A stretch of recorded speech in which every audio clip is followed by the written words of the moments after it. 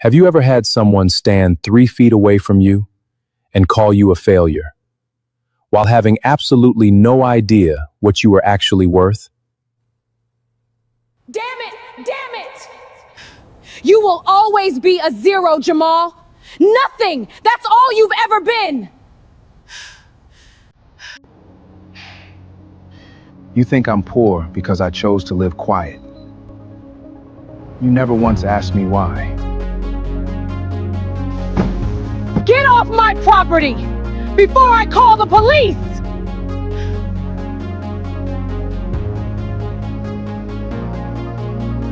What? What is this? Jamal, what is going on? In 60 seconds, the entire balance of power on that street was about to flip, from a humiliated man to one addressed as Sir. But she had no idea yet. This was only the first layer of the truth. The lead SUV's door is about to open, and the man stepping out is about to erase everything she thought she knew about the failure she just threw out. My name is Jamal Thompson. I'm 42 years old, and up until one bright Tuesday morning in Missouri City, Texas, I believed exactly one thing about a marriage: that the truest wealth a man builds is never the kind you can see from the curb. Then my wife threw my suitcase into the driveway in front of the whole street and told the neighbors I was worth nothing. That part you can probably already guess. Wives do that in these stories. What you don't know yet is this: 3 of the boxes she kicked across the concrete that morning were empty, on purpose, not by accident, by design. 2 weeks before Dahlia ever raised her voice, I had already moved everything that mattered out of that house, quietly, in the middle of the day, while she was getting her hair done in Sugar Land. What she was throwing at my feet that morning wasn't my life. It was the shell of it. And in exactly 11 minutes, 10 black SUVs were going to roll down that quiet residential street and stop, engines idling, right in front of her. Before we get into the story, I want you to sit with that image for a second. A woman standing barefoot on her own front porch, absolutely certain she's humiliating a broke man, while the truth is parked 3 blocks away waiting for a red light to change. Because what happened on that driveway isn't really about the money. It's about what happens when you decide a man's worth before you've ever asked him a single honest question. Stay with me. This one gets good. Now let me take you back to how the morning actually started, before any of the shouting. It was one of those flat, white-hot Texas mornings where the air over the driveway seems to shimmer even before 9 o'clock. Missouri City sits quiet most days, sprinklers ticking on timers, a mail truck easing down the block, somebody's dog barking twice and then losing interest. I'd been up since 5:30, same as always, drinking my coffee black on the back steps and watching the sky turn from gray to gold over the roofline of the Sweetwater subdivision. 16 years I'd lived on that street. 16 years of trash day on Thursdays and the Henderson sprinkler that always ran too long onto the sidewalk. I'd driven the same gray F-150 to job sites for a decade, the same truck Dahlia used to roll her eyes at when we pulled into her sister's driveway in Sienna Plantation. I never corrected her. I never explained. My father used to say, a man who has to announce what he's worth has already lost the argument. And I believed him. So while Dahlia complained to her book club about how some men just don't have ambition, I was quietly closing on contracts most people in that book club would never hear about. Some things you don't share until it's time. That morning, Ian, our 15-year-old, was already gone, dropped at the rec center off Highway 6 for early basketball practice. I remember being grateful for that small mercy before I even knew I'd need it. I'd just set my coffee mug in the sink when I heard the front door slam hard enough to rattle the window over the kitchen sink. Then I heard my suitcase, the good one, the one I kept in the hall closet, hit the driveway with a crack like a gunshot. I walked out onto the porch and found Dahlia standing there in her robe, arms crossed, chin lifted, already performing for an audience that hadn't fully gathered yet. My wife had always known how to work a room, even one as small as our own front yard. Behind her, more boxes waited on the threshold, ready to follow the suitcase down. "Jamal, you're a failure," she said, loud enough for it to carry past our yard and into the Andersons next door. "You're dragging this whole family down. I am tired of pretending to my friends in Houston that you're something you're not. I deserve a real man, one who can actually provide." Curtains moved 2 houses down. A neighbor watering her lawn let the hose run over her own feet without noticing. Somebody's phone rose up behind a window screen, already recording. Public humiliation, I've learned, always travels faster than any success ever does. I bent down and picked up our wedding photo from the pile, the frame cracked at one corner. And in that same instant, I clocked something small but important. One of the boxes she'd kicked open held nothing but old catalogs and expired coupons. Decoy weight. I said nothing. I just held the photograph a little tighter. "You will always be a 0, Dahlia said, kicking another box for effect, the sound echoing down the block. "Nothing. That's all you've ever been." I didn't answer her. I thought instead about 6 months of double shifts I'd taken on a pipeline job years back, quietly clearing $27,000 in credit card debt she never knew she'd run up. Debt she never once asked me how I'd paid off. I thought about turning down a regional director job in Dallas because she'd cried about leaving her mother in Houston, and I'd said yes that same afternoon without a second thought. My silence wasn't weakness. It never had been. It was preparation, wearing a very patient face. That's when I heard it. Low, steady, and getting closer. Not one engine, several, moving together with the kind of discipline that doesn't happen by accident. Everybody on that street turned their head at the exact same moment. So did Dahlia. So did I. If you think you already know how this ends, you don't. Not yet.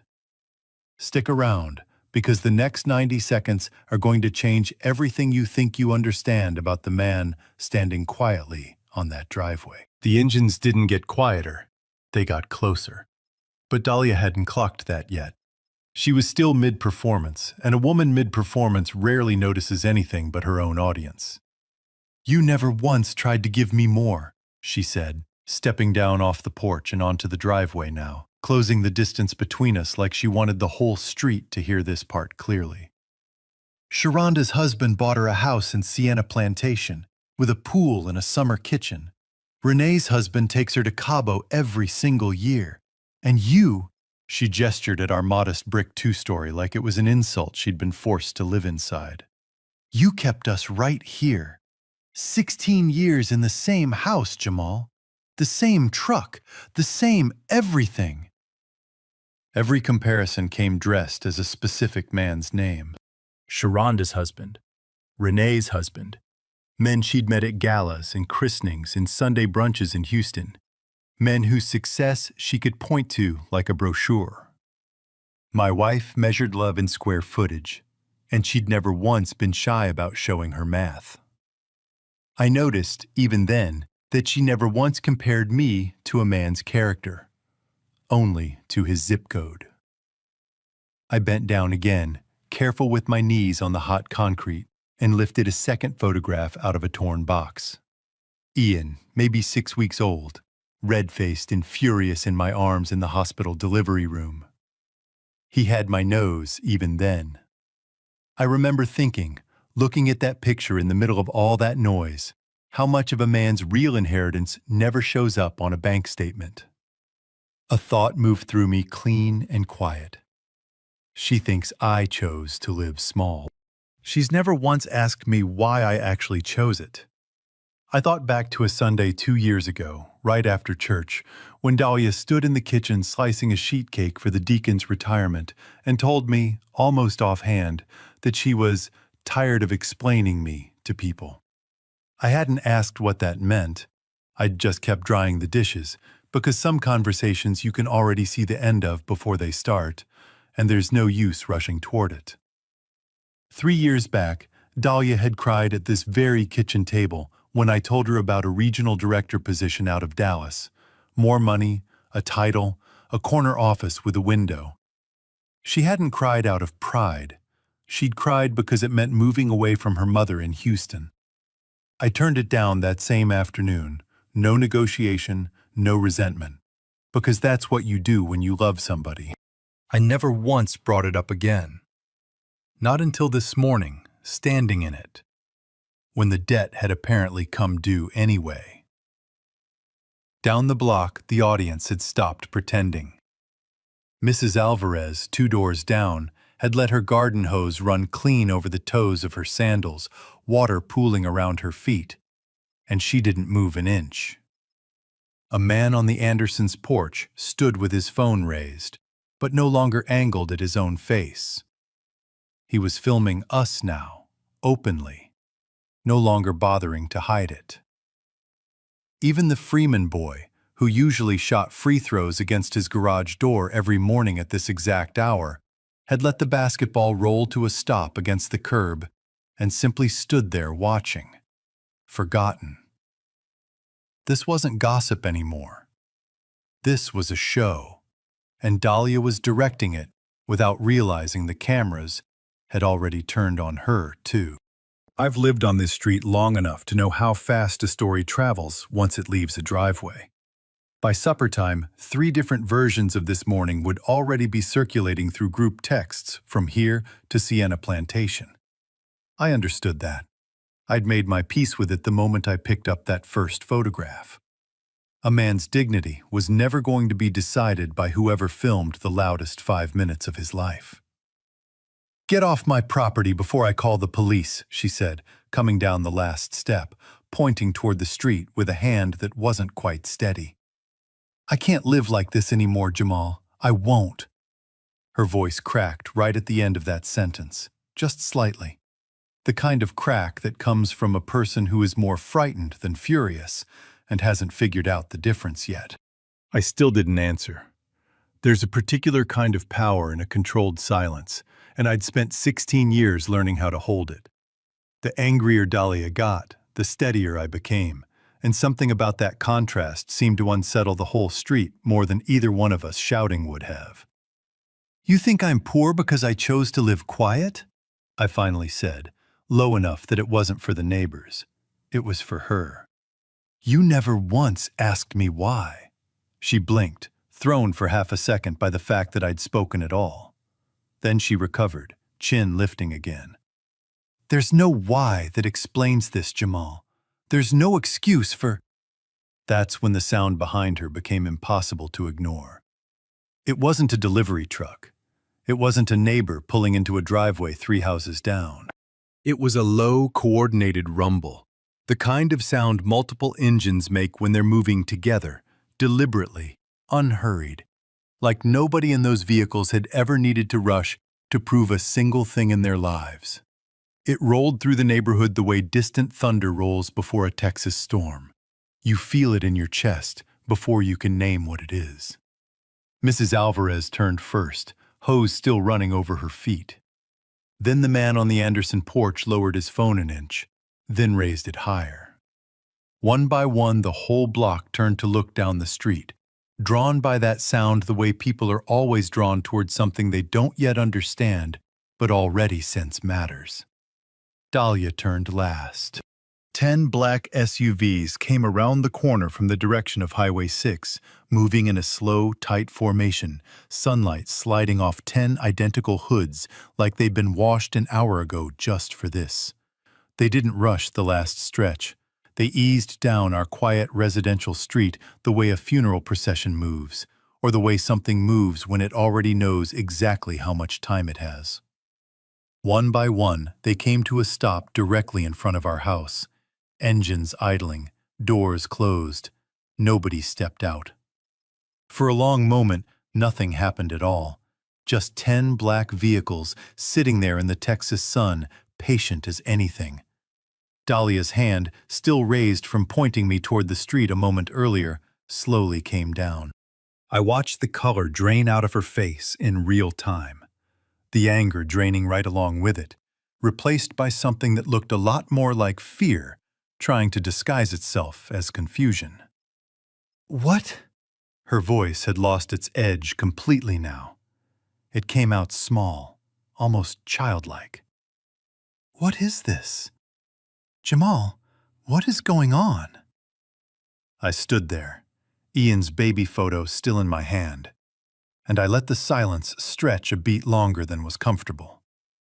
16 years of being underestimated does something to a man. It teaches him patience the way nothing else can. I thought about the neighbors with their phones raised, capturing every second of it. I thought about the version of this street that existed only 90 seconds ago, when Dahlia had been the one holding all the power in her own front yard. And I thought, quietly, to myself, she has no idea yet how long I've been ready for this exact moment. I didn't answer her question. Not yet. Team Jamal. A man owes no one an explanation for choosing to live quiet. Team Dahlia. No woman should be shamed for wanting more from a marriage that feels like it's standing still. Comment your team before those SUV doors open, because there's no fence left to sit on after this. The door of the lead SUV opened first. A man stepped out, tall, broad through the shoulders, Great. dark What suit about the cut trunk? close and Got it. clean. The kind of tailoring that doesn't come off a department store rack. Keith Pierce. I'd known him for 3 years, ever since I hired him to run security and logistics for the company, and in all that time, I'd never once seen him rush toward anything. I remembered the interview where I'd asked him what he thought mattered most in his line of work, and he'd said, without hesitation, "Knowing exactly when to move and when to wait, sir. Most men only know the first one." I'd hired him on the spot. He didn't rush now, either. He walked straight up our driveway with the calm, even stride of a man executing a plan he'd already rehearsed a dozen times. And he walked right past Dahlia like she was a mailbox. "Mr. Thompson, sir," he said, coming to a stop in front of me, hands folded. "We're here to collect you, exactly as scheduled." Then he leaned in, just slightly, and said something meant for only the two of us. "The backup files from the home office safe were relocated 2 weeks ago, sir, exactly as you instructed." I let a small smile settle at the corner of my mouth. Nothing dramatic, just a flicker. Dahlia hadn't caught the second sentence. It hadn't been pitched for her, but she didn't need to hear the words to understand what they meant. The math was already arranging itself behind her eyes. This wasn't a reaction to being thrown out. This was a plan that had already been in motion for 2 full weeks before she ever touched that suitcase. That's the first real twist in all of this, and I want you to sit with it a moment. Nothing about this morning was improvised. I hadn't scrambled to survive an ambush. I'd simply let one unfold exactly on schedule. Because I'd built the schedule myself. Behind Keith, 3 more men in dark suits moved up the driveway with the same unhurried precision, and they began gathering my belongings off the concrete. Not shoving them into duffel bags, but handling each item like it mattered. 6 of the 10 vehicles, I'd learn later, held my personal security detail. 2 carried a moving team Keith had put on retainer for exactly this kind of transition. The last 2 belonged to board members who'd insisted on riding along themselves, rather than waiting to hear about it secondhand. One man lifted our cracked wedding photo, wiped the glass clean with a cloth from his pocket, and set it gently into a protective case. Another knelt down and brushed the driveway dust off my old work boots before placing them into a garment bag meant for something far finer than boots.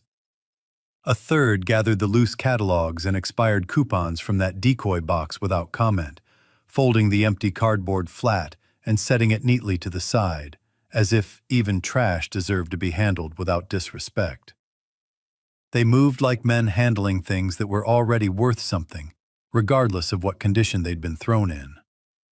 Down the block, I noticed Mr. Reyes, who ran the little tire shop off Highway 6 and had known me since I first moved onto this street, standing frozen on his own front walk with his morning newspaper still rolled up under his arm. Forgotten.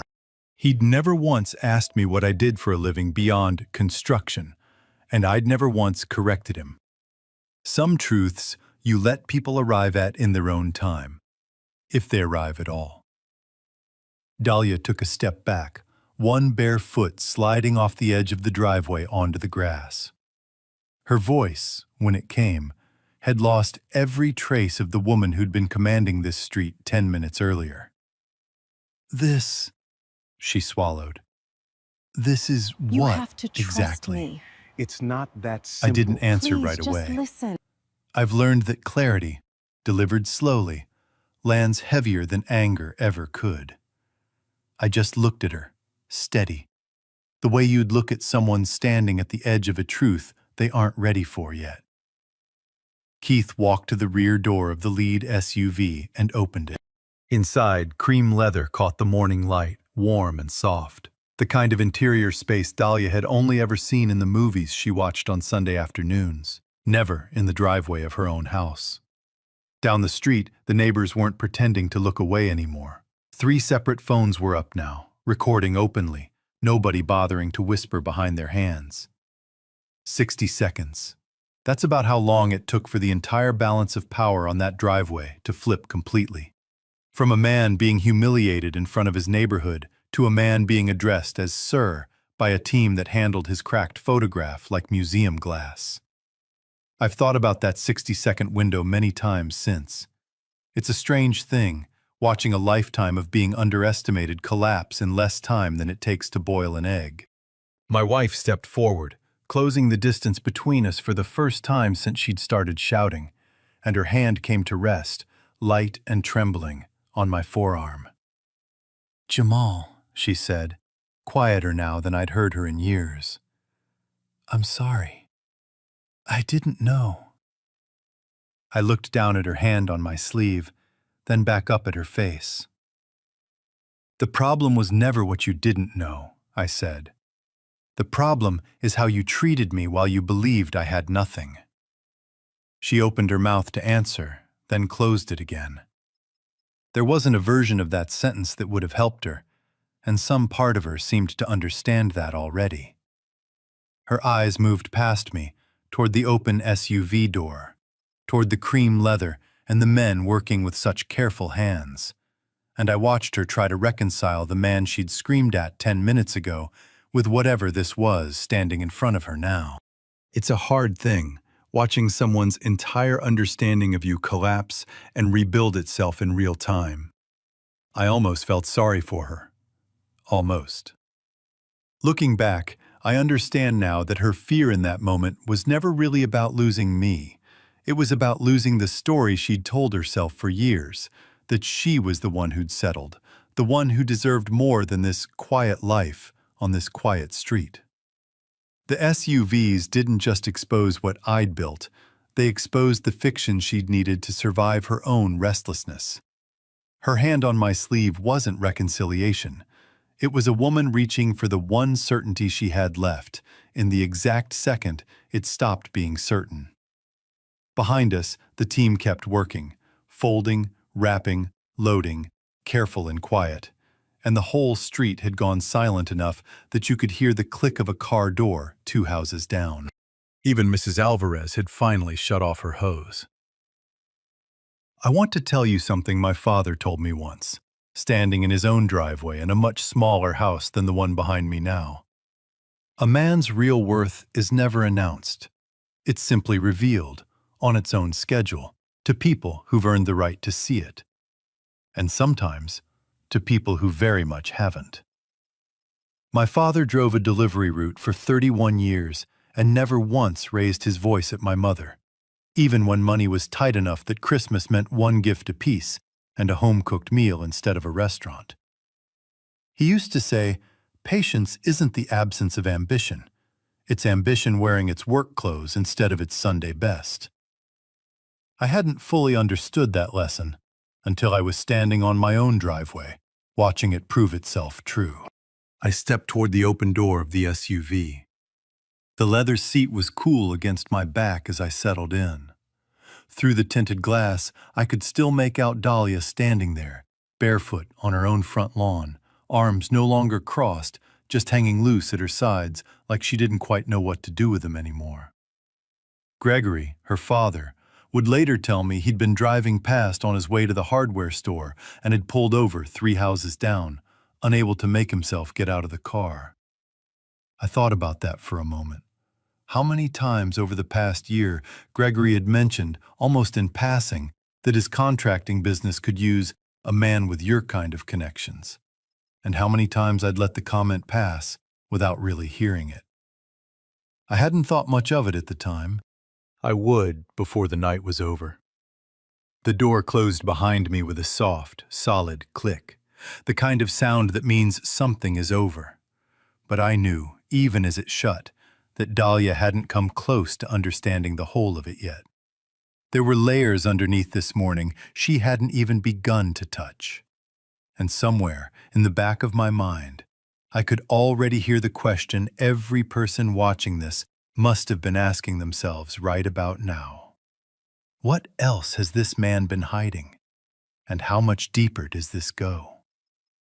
Because trust me, we've barely scratched the surface. The door shut with that same soft final click, and the SUV began to move.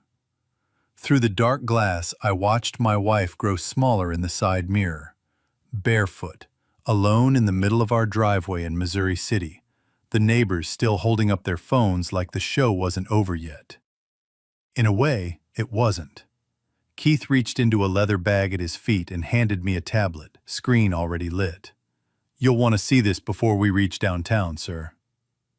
The screen showed a live video feed from a boardroom on the 40th floor of the J.P. Morgan Chase Tower, 600 Travis Street in downtown Houston. 20 people sat around a long table, waiting, patient the way people are patient when they already know their time is being well spent. Behind them, mounted on the wall in brushed steel letters, was the company logo, Thompson Infrastructure Group. Here's the second twist, and it's a bigger one than the first. This was never simply a story about a man who'd secretly saved some money.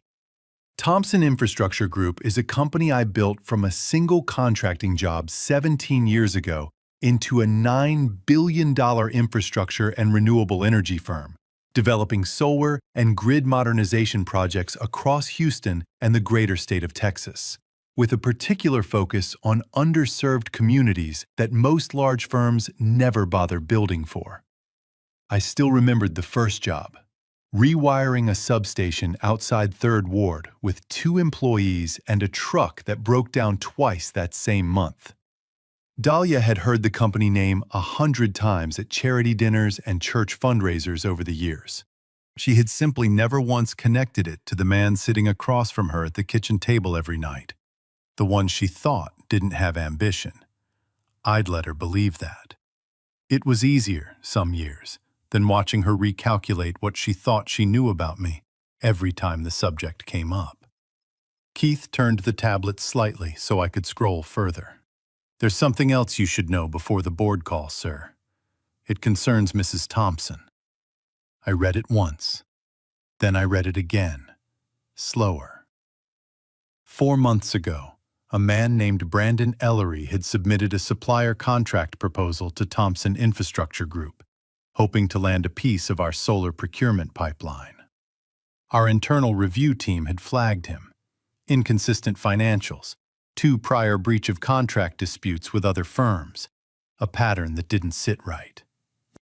I'd personally signed off on the rejection letter myself, months before I ever learned his name meant anything more to me than a line item in a supplier file. I remembered the file only vaguely at the time, one of maybe 40 proposals that quarter, most of them perfectly ordinary. His had stood out only because something about the numbers didn't add up, the way a crooked picture frame catches your eye in an otherwise straight hallway. Brandon Ellery, the same name Dahlia had been quietly seeing for 8 months. That detail changed the whole shape of it. 4 months into whatever they'd been to each other, Brandon hadn't just happened to submit a proposal to my company. He'd known exactly whose wife he was seeing, and he'd tried to use it, quietly angling for a foothold in a $9 billion pipeline through the one connection he thought nobody would ever trace back to him. He'd been wrong about that. He'd also been wrong about how much Dahlia's husband already knew. I sat with that for a moment, the tablet warm in my hands, the Houston skyline sliding past the tinted windows outside. I thought about all the small excuses over the past 8 months. The book club that ran late on Tuesdays, the girls' trip to San Antonio that never quite matched the photos she'd shown me, the new perfume I hadn't asked about, because some questions, once you ask them, can't be unasked. My own wife's affair had, without either of them realizing it, walked directly through the front door of my company and been turned away by my own procurement office.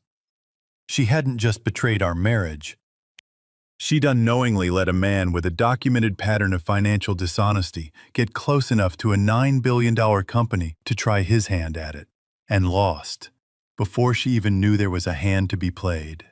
I thought about calling her right then, just to say the words out loud, to watch her face change through a phone screen the way it had changed in person on that driveway.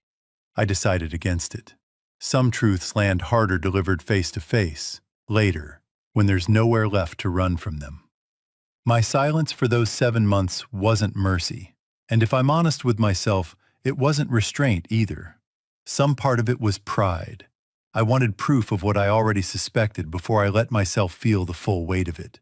Because naming a betrayal out loud makes it permanent in a way that simply watching it never does. What I wanted in the end wasn't revenge.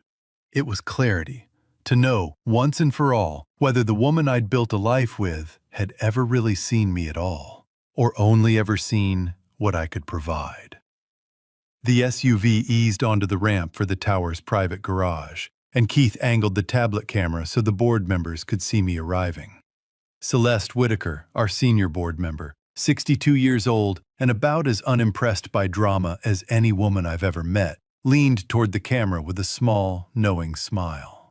She'd been with the company 11 years, ever since I'd recruited her off a nonprofit board, where she'd spent 2 decades holding grown men accountable for budgets they hadn't bothered to read. "Mr. Thompson," she said, "we heard there was some excitement in Missouri City this morning." "Something like that," I said. 10 SUVs seems like a generous show for a man who claims he doesn't like attention, she said, and a few of the board members chuckled. "They weren't for me," I said. "They were for anyone who needed to see the truth arrive on time." Celeste tilted her head slightly, the way she did when she was deciding whether to let a comment go or press it further. "And did it arrive on time?" "To the minute," I said. "Some things you plan for years, and they still surprise you when they finally land." She nodded once, satisfied, and sat back, letting the rest of the board move on to the morning's actual agenda. A grid modernization contract we'd been finalizing for a stretch of neighborhoods outside Fifth Ward that had gone without reliable power during 3 separate storms in the last 2 years. It struck me, even in the middle of everything else that morning, how strange and steadying it was to move from a driveway confrontation straight into a conversation about keeping the lights on for families who'd never once doubted my worth. I want you to picture it the way I did, sitting there in that back seat, a woman standing barefoot on wet concrete 20 miles behind me, still trying to process what she'd just watched drive away, having no idea that the story had already gone 1 layer deeper than she could possibly imagine. She thought she'd discovered I was hiding money. She had no idea she'd also unknowingly handed her own husband's rejected business partner a front-row seat to her own unraveling. By the time the SUV pulled into the private garage beneath the tower, my phone had already begun buzzing. A text from Ian's basketball coach, unrelated, about practice times. A missed call from Gregory, Dahlia's father, 3 attempts in under 10 minutes, which told me the neighborhood grapevine had already outrun me downtown. And beneath all of it, quiet as ever, the knowledge that the hardest conversation of this entire story hadn't even happened yet. That one wasn't going to happen in a boardroom with board members and quarterly reports for cover. That one was going to happen at a kitchen table, the same kind of table where Dahlia had once cried about leaving her mother, the same kind of table where 16 years of a marriage had been built, one ordinary Tuesday at a time. I looked out at the glass and steel of downtown Houston catching the late morning sun, thought about everything still waiting to unfold that evening, and settled back into the seat. Whatever came next, I told myself, I wasn't going to meet it the way she'd met me that morning, with volume and an audience. I was going to meet it the way my father had taught me to meet everything that actually mattered. Quietly, and with the full truth already in hand. The boardroom had been the easy part. Board members forgive a man his private life. They always have.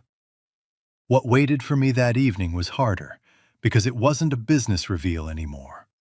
It was Ian, and whatever he already understood that neither of his parents had told him yet. Do you think Dahlia even knows yet who Brandon Ellery really tried to con? Or is that conversation still coming? Because tonight, it's coming. That evening, my wife showed up at my high-rise condo overlooking River Oaks. No makeup, no heels, just a plain gray dress and bare feet slipped into old sandals, like she'd stopped caring about appearances about somewhere this? between the I driveway am. and It's under here. control. And if it isn't? She looked smaller than I'd ever seen her, and for a moment, standing in that doorway, I almost didn't recognize the woman who'd screamed at me on our own front lawn 12 hours earlier. The building's doorman had called up ahead to warn me she was on her way, and I'd told him to let her through without a word of explanation needed. Some conversations you don't make a person earn their way into. She sat down across from me at the kitchen table without being asked, hands folded so tightly her knuckles had gone pale. Behind her, through the floor-to-ceiling windows, the Houston skyline had already begun lighting up for the evening, indifferent to everything happening in that room. I've been seeing Brandon for 8 months, she said, before I could say anything at all. Her voice was flat, worn down to its studs. I thought your money was hidden somewhere, or dirty. I told myself that so it would hurt less to lie. I let that sit in the room for a moment before I answered. I've known for 7 months, I said. Her head came up sharply. What? The security team flagged the meetings months ago, restaurants in Uptown mostly. I had it confirmed with photographs and receipts within a matter of weeks after that. I kept my voice even, the same voice I'd use walking a nervous client through a contract. I stayed quiet. I wanted to see who you'd choose once you believed I had nothing left to offer you. How? She stopped, started again. How could you possibly have known that long and said nothing? Here's the part that finally broke something loose in her. I told her about the old tablet. Ian still uses the tablet I gave him last year for school. Nobody ever removed it from the family messaging account you and I set up together back when he first got his own phone. The one that mirrors texts and call logs across every device on the plan, so a parent can always reach a kid in an emergency. You got a new phone in the fall and never thought to check what was still connected to the old account. Ian noticed messages coming through that didn't belong to him months ago. He never opened them looking for anything. He just saw a name that wasn't mine, over and over, and eventually he understood what he was looking at. He didn't say a word to either of us. I paused. Until tonight. Dahlia's hands came up to cover her face. Whatever composure she'd walked in with was gone entirely now. It's one thing to be caught by a husband. It's another thing to learn your own son had been quietly carrying the truth for months, protecting no one, simply too heartbroken to know what to do with it. Her phone rang before she could respond. Her father, Gregory, calling for the 4th time that day. She answered it on speaker, hands shaking too badly to hold it steady any other way. Dahlia, Gregory's voice came through thin and unsteady, older than I remembered it sounding even a few months earlier. I need to tell you something, and I need to tell Jamal too. I pushed you toward this. My contracting business has been underwater for over a year now. Bids I lost, a crew I couldn't afford to keep, a line of credit I let get away from me. I thought if you pressed Jamal harder, if you made him feel like he wasn't enough, he'd finally ask me for help running things, bring me in, fix what I couldn't fix myself. I told myself I was looking out for you. I wasn't. I was looking out for me, and I let you carry the shame of it. I'm sorry, baby girl. I'm so sorry. Dahlia stared at the phone like it had spoken a foreign language. I watched something in her face collapse even further. The realization that even the pressure she'd felt at home hadn't been entirely her own to begin with. That the voice she'd trusted most in the world had been quietly steering her toward a cliff the whole time. That's when the front door opened and Ian walked in. Thank He you. was tall You for look beautiful. 15, still in his practice jersey, sweat dried at his hairline, a duffel bag over one shoulder. He'd clearly come straight from the rec center, no idea yet what he was walking into. And he stood in the doorway between his mother and me, and for a long moment, nobody said anything at all. The refrigerator hummed somewhere behind us. A car horn sounded faintly, 12 floors down. "Dad?" he finally said, voice cracking in that particular way a teenage boy's voice cracks when he's trying hard not to let it. "Mom, what did you do?" He looked at her, not at me, his jaw tight, his knuckles white around the strap of his duffel bag. "I heard what people are saying. Coach already asked me if I was okay before practice even started, which means it's already all over the group chats. But I remember who stayed up till 2 in the morning helping me finish my history essay 3 nights in a row last spring. I remember who never once said he was too tired, not one time in 15 years. You always said you had a headache, or a meeting, or you'd catch the next one." Dahlia's face crumpled entirely. It wasn't the affair that broke her in that moment. It was the sudden, undeniable knowledge that her own son had been quietly keeping score the whole time, and the final number hadn't come out in her favor. I looked at my son standing in that doorway, brave enough to say a true thing out loud in a room full of people who badly wanted to avoid it, and something in my chest loosened for the first time all day. I wasn't angry anymore. I was simply tired and clear in the particular way you get once the worst of something has finally finished happening. Dahlia had no defense left to offer, and for the first time since that morning, she didn't try to build one. What do you think it takes for a woman to finally see clearly what she threw away? And is it already too late for her to fix it? We're about to find out. 3 years later, I stood in the ballroom at a charity gala in downtown Houston, and I saw Dahlia across the room for the first time in nearly a year. She looked different, steadier. Her hair was cut shorter now, practical, and she wore it without the same armor she used to carry into rooms like this. She'd started a mentorship program for young black women launching their first businesses, working out of a small office near the 3rd Ward. And word of it had begun to travel. Grant funding, a write-up in the local paper, a growing list of young women who credited her with helping them get their first loan approved or their first storefront lease signed. Whatever else had happened between us, I could see she'd built something real out of the wreckage. That mattered to me more than I expected it to. I'd spent a long time believing satisfaction would feel like watching someone lose everything. It turned out it felt more like this, watching someone finally build something true. Ian was there too, 18 now, tall and steady, interning at Thompson Infrastructure Group that summer before college, having chosen, without a single word of pressure from me, to walk the same path I had. He'd grown into a young man who noticed things, the way I always had, and said less than he saw. Partway through the evening, the program coordinator invited Ian up to say a few words about the mentorship initiative. He walked up in a suit that still looked slightly borrowed on his frame, cleared his throat, and spoke plainly, the way his grandfather used to.